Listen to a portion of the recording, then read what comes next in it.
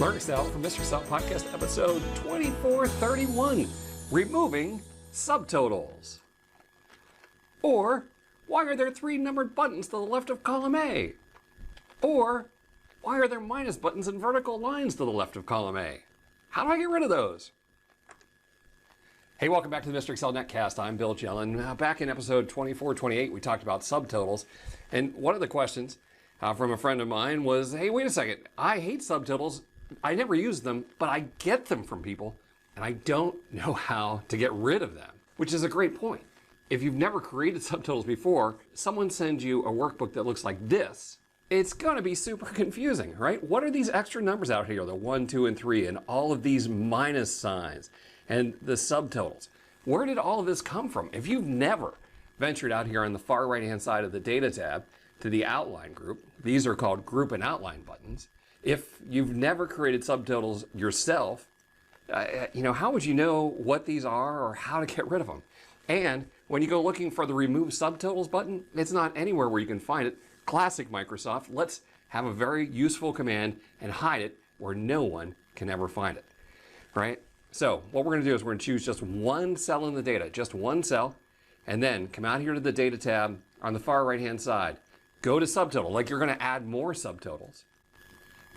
And that's where they hide the box for Remove All. When you choose Remove All, everything goes away. The Group and Outline buttons go away, all the subtotals go away, the grand totals go away. But there's ways that this can not work, right? Here, someone has created subtotals, and then either they manually added each row, and I've seen people do this before, where they just go through insert row, insert row, insert row. I have a video out on YouTube that shows how to add these all at one time, although it's pretty convoluted. You definitely have to be watching the keyboard in order for that to happen. How do we get rid of subtotals when they're not all in one contiguous group? Because if you would just choose one cell, subtotal, remove all, then it only removes that top subtotal.